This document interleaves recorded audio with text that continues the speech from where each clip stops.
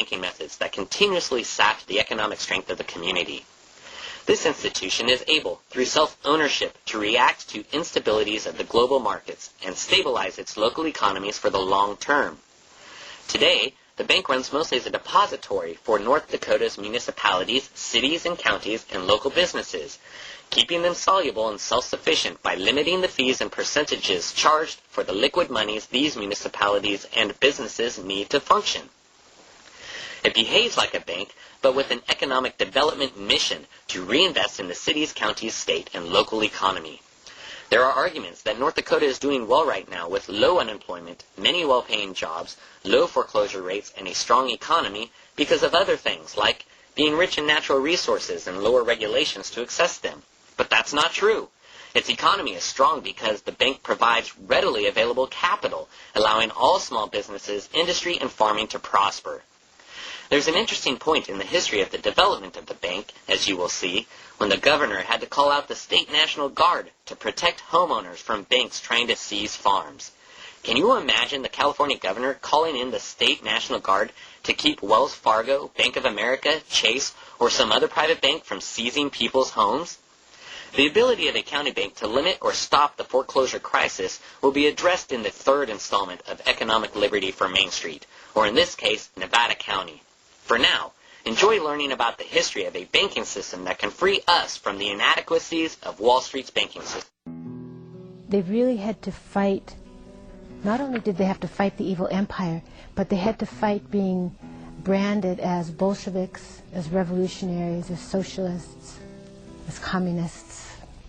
And really, they're just simply farmers who wanted a fair shake.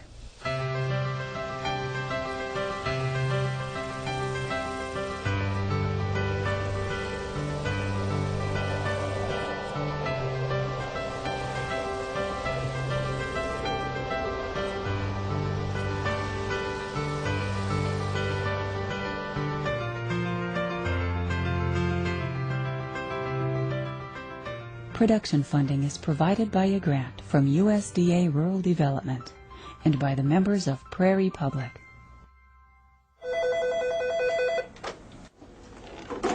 Good morning, Bank of North Dakota. The state of North Dakota is in the banking business. That's what the Bank of North Dakota does, and it's one of the biggest banks in the country, assets of $2 billion, and some say the biggest bank between Minneapolis and Seattle. And it's something that has served the needs of North Dakota quite well, and actually most North Dakotans are very, very proud of it. Our state is growing. We're getting, I think, exciting new businesses and new business opportunities. We want to grow our state's economy. We want to diversify our state's economy, and the bank's part of that and grows with it. Here you are. Thank you very much. Thank you. I think that desire on the part of North Dakotans to want to be a part of their own destiny is really the reason that the bank exists. The Bank of North Dakota's roots are planted in the early years of settlement and the out-of-state big businesses that manipulated the local economy. The thing that we know about farming is it's an industry where you have very little control. You have the weather, which you've got no control over. You have the banking interests and the costs of interest itself, which you've got no control over. You've got the grain elevators and the railroads, which you've got no control over. They were still competing on an international market even then, which they had no control over. The prices that they got for the grain and the cost of their seed, they had no control over. And so the idea that they could take control over some of these questions that affected their livelihood was, it was a fabulous idea as far as those farmers were concerned. After achieving statehood, North Dakota tried unsuccessfully to create economic independence. But year after year, efforts to organize farmer co-ops were stymied by the Twin Cities-controlled political machine in North Dakota. The co-op movement was the first effort to try to deal with this corporate economy. When it comes to dealing with these large corporations, an individual business person or an individual farmer did not have much bargaining power. And the co-op movement is one attempt to try to deal with this by organizing many into one company. One company then would negotiate the price inputs and also negotiate the price of their outputs. World economy was changing because of the creation of these corporations, and that North Dakota's economy too was going to change. Both populism and progressivism failed in North Dakota. Both of those political movements tried to organize the farmers to take control of the means of production, if you will, both their financial needs as well as their grain milling and transportation needs, and they both failed. Even as late as World War I, out-of-state grain brokers controlled the price for North Dakota wheat. Out-of-state railroads controlled the cost for North Dakota shipping. And out-of-state bankers controlled the interest rates on North Dakota farm loans and mortgages. By 1915, North Dakota was ready for revolt.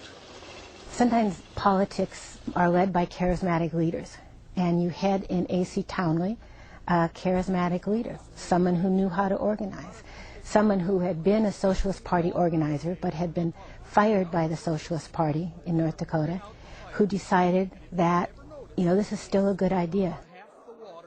Townley's plan was simple. To break the control of out-of-state big business, North Dakota would control its own economy by creating industries that would be owned not by big businesses, but by the state.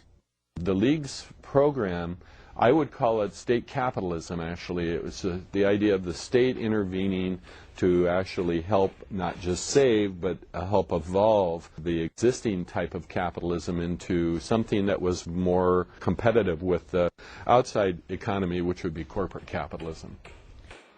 Townley's nonpartisan league swept across North Dakota like prairie fire.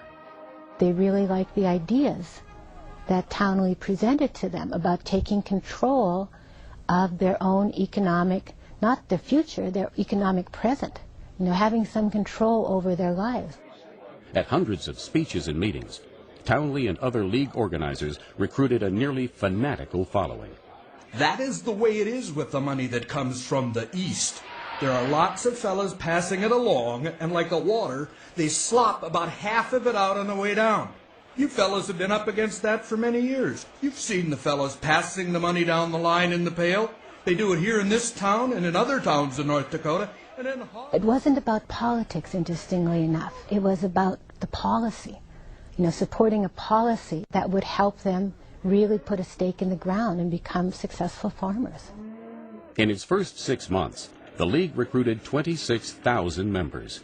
So you had an organizer who knew how to speak the language of farmers.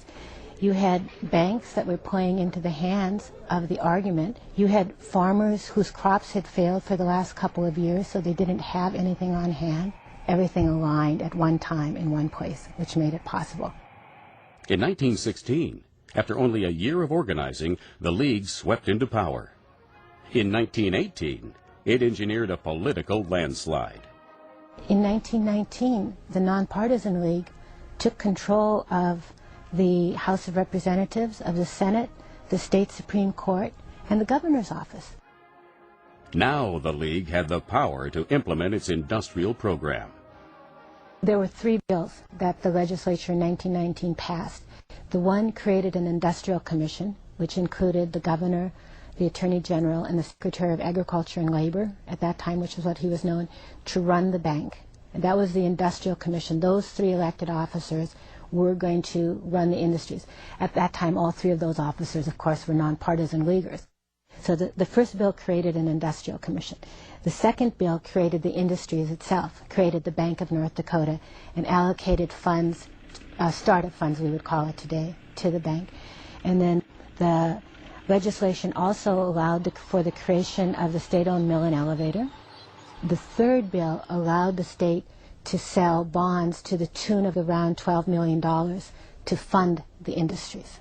And those 3 bills were introduced in January and were signed into law in February. You know, they had less than 2 months. They had passed those 3 bills, and Bank of North Dakota was on its way. For farmers who were paying sky-high interest rates to Twin Cities banks, the Bank of North Dakota's farm loan program was a godsend. In its first 5 months of operation, the bank received more than $8 million worth of farm loan applications that were supposed to be funded by the sale of $10 million in state bonds, but the bonds weren't selling. It's fascinating when you think about it. Here's the state of North Dakota who's going to create a state-owned bank which runs directly in the face of private capital, private banking, banking as we knew it in the state before. They hired W.F. Cathro, who was the first president of the North Dakota Bankers Association, to be the director general of the bank. So they create this socialist institution. They hire a banker, a well-respected banker, to run the bank. He then goes to the banks in the state and says, I have $10 million worth of bonds to sell you. And as soon as you buy these bonds, I can then make loans to farmers, charging 2% less interest than you're charging. So come and buy these bonds from me. And it's like the state bankers are saying, you got to be kidding me. The Minneapolis bankers are saying, you want us to buy the bonds so you can cut our lending to North Dakota farmers? I don't think so. By 1920, the Bank of North Dakota was on shaky ground. Because the bonds were not selling, the bank was forced to freeze all further farm loans. Even worse, the bank was experiencing serious cash flow problems. We haven't had a liquidity crisis in the state's economy like the one we had in the 1920s. And it's probable that the crisis in the 20s was even worse than the one in the 30s, judging on the number of banks that went under. The economic crisis gave league opponents the opening they needed. The Independent Voters Association was well funded by out-of-state interests and determined to keep the bank from selling the bonds it needed to finance the farm loan program. The sale of the bonds is in some way the most interesting and fascinating aspect of this whole business, because if those real estate bonds sold, it meant the bank would be in business.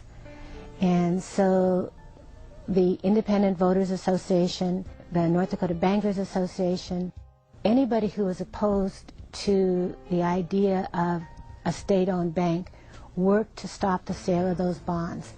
And there is a 30-month period in North Dakota history. I don't think we've ever seen the intensity, the political infighting, the struggles between people who wanted to sell the bonds and Wall Street Journal, the Christian Science Monitor, these national magazines involved in the arguments around whether North Dakota can sell those bonds. That helped the opposition not only coalesce, but to attract additional members. Well, it was very interesting to me that both Great Northern and the Northern Pacific pretty much gave lawyers to the opposition. The court challenges both at the district, the state, and the Supreme Court level, challenging the sale of the bonds and the right of North Dakota to create a state-owned bank. The whole argument about who's going to audit and who's going to make sure that the books aren't crooked. If you think we have intimidation today, this is nothing compared to what was going on in 1919 and 1920. People in this state are generally pretty skeptical about government anyhow. And here they were kind of going out on a limb, putting faith in these political leaders that they would bring about a political revolution that would help their local economy. But the minute that that political revolution looked like it might be tainted with corruption or tainted with special favoritism for certain individuals in the state, that just fed back into the natural cynicism that seems to be characteristic of an independent farmer. So the minute that the League was tainted, whether they were acting politically or were acting economically, I guess doesn't matter now because the public decided that they were acting politically. In 1921, with the bank rocked by allegations of favoritism and mismanagement, North Dakota became the first state in the nation to recall an elected official from office. And it recalled not just one, but the entire Industrial Commission. voters removed the NPL governor, attorney general, and agriculture commissioner from office and replaced them with IVA-endorsed candidates. The Bank of North Dakota was now in the hands of its greatest opponent. The bonds were sold the day before the opposition took control of the bank. And so finally, the opposition, the IVA, which was opposed to state ownership, which was opposed to the Bank of North Dakota, all of a sudden had $12.3 million. And I think that's really the irony of the Bank of North Dakota. The bank only became successful once the opponents of the bank took control of it. And in some ways, the Bank of North Dakota is an example of pragmatic politics over political philosophy. I mean, the amazing thing is that the IVA didn't shut down the bank. And it shouldn't be amazing because, hey, I have a bank at my disposal. I'm going to shut this down? I don't think so. Although the bank now had funds for its loan programs, the IVA was caught in a trap. Voters expected the bank to make farm loans, but the farm economy was collapsing. It couldn't have come at a worse time. The agricultural depression in the state, nobody would be lending money. I suspect the Minneapolis banks were laughing their head off about this time because all of a sudden they were off the hook from having to lend. In some ways, I think probably the NPLers were glad not to be in control of the bank at that time, because the idea of creating an institution, lending monies to the farmers, and then being a bank that had to foreclose on those same farmers to protect the investment, I think it would just have wrenched their heart out. I got $100 bid. Thank you, sir. 10, 20. I got 10 now, 20 now, 20 now, 10 now, 20 now, 20. Yes, $20 now, $30 now, $30 now, 30. During the Depression, what the per capita income of North Dakota was $142. Per capita income, $142. That's 40% of the national average. There's great poverty in the state. And so here's the bank holding thousands of loans of people who couldn't pay, who might still be living on the farm, still be living on the land, but can't pay the mortgage. Dear Sir, I am enclosing for your inspection just my predicament at present. Is there anything you can do to prevent this foreclosure of our home? We are at our wits' end to know what to do. And as Mr. Mueller has owned and farmed this quarter of land for over 40 years, it would be almost his death now to be turned away with nothing. I would go into the research at the State Historical Society, and I would come out in tears because I was reading through all of these farm loan files. I mean, there'd be scraps of paper. And think about a time when paper and pencils were so rare.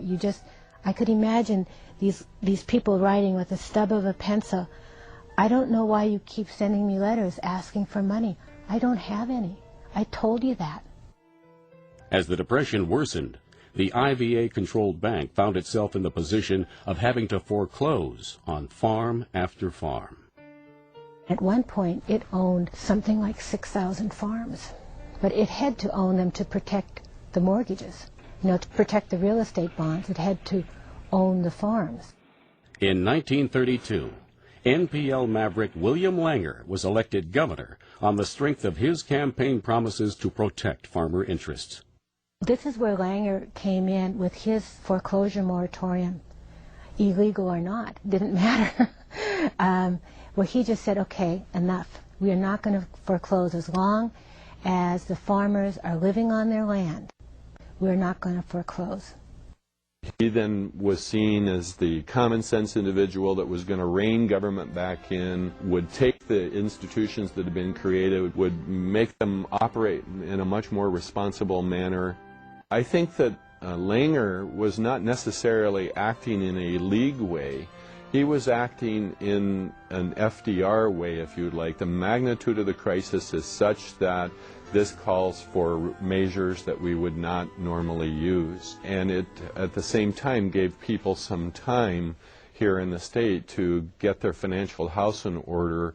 Because after 1936, if they could make it through that drought year, farm prices then came up pretty nicely as we went into World War II, and then World War II is extremely prosperous.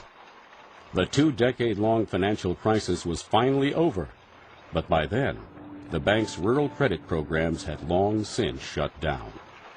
The original bank didn't have a chance to really get involved in those programs because the events of the 20s resulted in a wet blanket being thrown over the Bank of North Dakota, and that wet blanket, I suspect, was there probably until the 1960s, before they started to gradually pull that blanket off and, in a sense, allow the bank to be reborn again.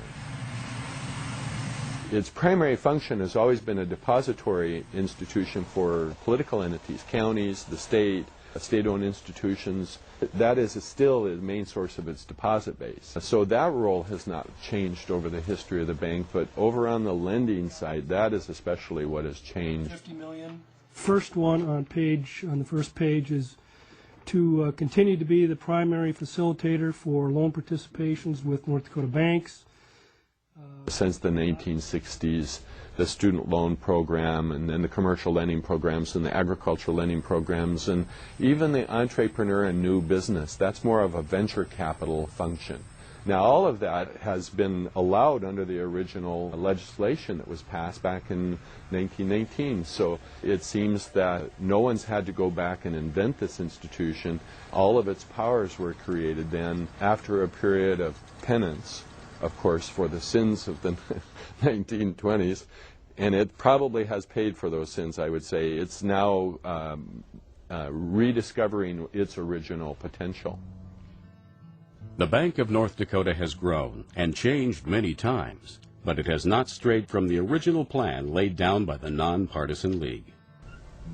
You know, they behave like a bank, but with an economic development mission.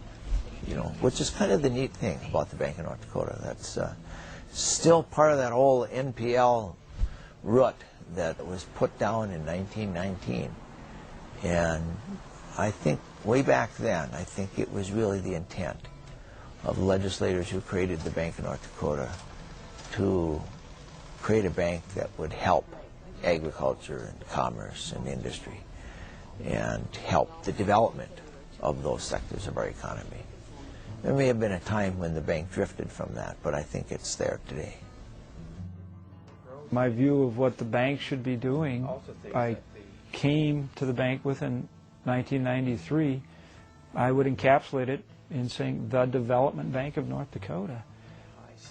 My view of banks is that they are to lend money to people, whether it's to start a business, to buy or expand their farm or ranch, to buy a home, to get a school, and whatever it is, that a bank is successful if it does a good job of lending in its community. That helps the community grow and prosper. That's what makes the bank grow and prosper. So that, I mean, that's my philosophy of banking, I guess. When I came to the Bank of North Dakota, the total loan portfolio in 1993 was $200 million. When I left there 7 years later, it was $1.2 billion. That's $1 billion over that time frame that we invested in North Dakota farms and businesses and homes and students and all those kind of things. Ultimately, and its reason for being, is to serve the citizens as the development bank, help invest money in North Dakota so that they can grow businesses and farms and build homes and get an education. Some of the things that we're able to do at the Bank of North Dakota are just incredible. New industries that we've helped develop. You know, we're at the forefront of every major economic initiative, whether it's building airplanes in Grand Forks with Cirrus, or ethanol plants, or helping the farm economy. It's responding to our needs across the state and the ability to have an impact and to have a positive impact on the state and to really help fulfill the mission of the administration as they work forward and looking at the vision for the state of North Dakota and working with the legislature to fulfill their vision for where the state should be going. So it's being an impact player in the state of North Dakota. I mean, that's going to be our course for as long as I can see. It's very interesting that despite the fact that there have been some attempts over the years to sell the Bank of North Dakota or to abolish it, that the bank has really worked to serve its own niche in the North Dakota economy. You know, I always tell our staff that when you are an organization of one, it's pretty easy to become extinct. Our mission has been consistent, that we are here to encourage and promote agriculture, commerce, and industry. So, you know, I don't think we can ever get too far away from that. What we can do is be more diligent in how we deliver those services and to make sure that we are always market-driven and that we're able to react to it. An important part of economic development is as our people come forward with creative ideas and try to do things, in almost every case financing is part of the equation. That creates more jobs and more opportunities. That's what the Bank of North Dakota does, and it needs to continue to be an important part of our growth and development. Well, I think that's... The fact that it has matured into the kind of bank that it is really shows why it does serve a purpose, even though it is, some argue, a socialist institution. Now that might seem unusual, and it is, but it really does underline how hard the bank works to be a part of the state of North Dakota, of the economic development that we see for the state of North Dakota, and it is a part of the infrastructure, is a part of the history and tradition of North Dakota, and is really a full partner in the state of North Dakota. It's an amazing part of history. It really is an amazing part of history.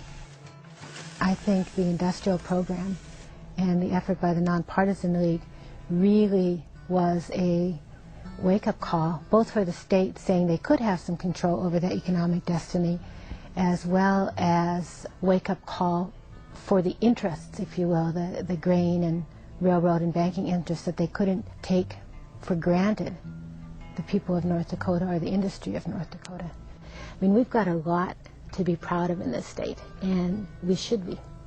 And the bank is just one of those institutions that we can be proud of, both for creating it as well as managing it as well as we have. You know, it's pretty phenomenal. I think the people of North Dakota still believe a lot in themselves.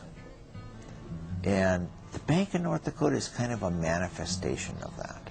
It is, by golly, you know, we think we ought to control our own destiny, and one of the ways we can do that is to own our own bank. We're kind of an independent lot in this state. I think there's still quite a bit of that old nonpartisan spirit in North Dakota. You know, I think in the end that's why the bank is still here.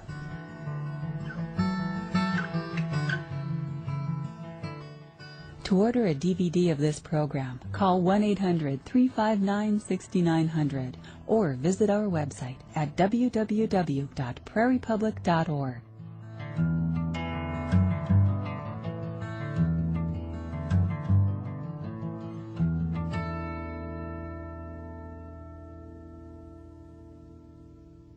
Production funding is provided by a grant from USDA Rural Development and by the members of Prairie Public.